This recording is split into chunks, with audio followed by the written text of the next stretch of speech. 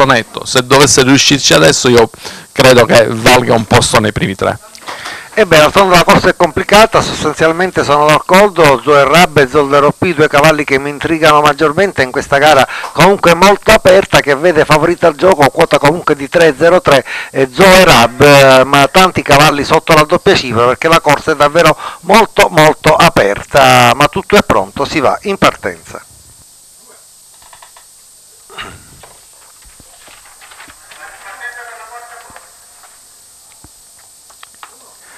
Corsa di Palermo, è il centrale, puledrino di 2 anni sul doppio chilometro, gioco molto equilibrato, comunque alla fine Zoe Rab numero 8 la favorita al gioco, si va allo stacco che vede la buona partenza di Zoldero P che prova a sfondare, ma sbaglia Zoldero P, continua a sbagliare questo interessante puledro di Pippo Messineo e lascia al comando Zika CCSM. Nel frattempo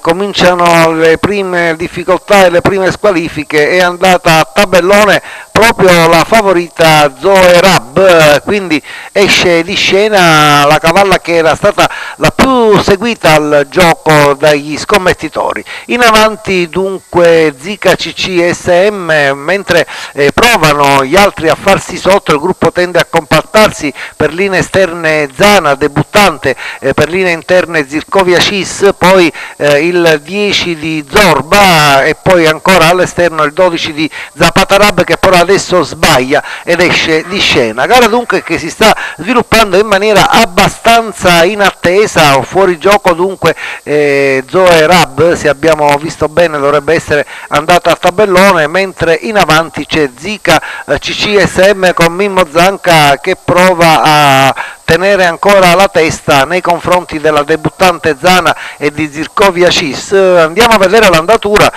primo chilometro 1,18 e mezzo, forse qualcosina in più, andatura in linea con le possibilità delle categorie. Per linee esterne prova a farsi avanti Zulander Font che va a prendere la scia di Zana, in terza pariglia Zola e Graal, mentre lungo i birilli è sempre Zika CCSM davanti a tutti con in scia Zircovia Cis e poi in terza posizione ha steccato Zorba. Continua a guidare in maniera molto autorevole Zika CCSM che adesso prende vantaggio su Zana che scavalca Zircovia Cis che ha avuto un attimo di calo,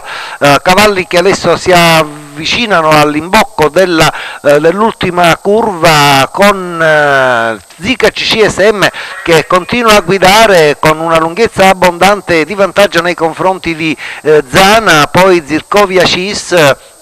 e poi Zola e Graal, cavalli che adesso entrano in retta d'arrivo, mancano 200 metri al traguardo con Zika CCSM che prova ancora a mantenersi in avanti, prova a rifarsi sotto Zana. Zircovia Cis è un po' in difficoltà e dal largo arriva velocissimo il numero 11 di Zeclisse RL ma sul palo, e dunque Zika CCSM che la porta a casa nei confronti di un ottimo Zeclisse RL e di Zana. È la giornata di Mimmo Zanca, è la sua terza vittoria in 3 corse, davvero scatenato il Mimmo nazionale con questa Zika CCSM, colori del signor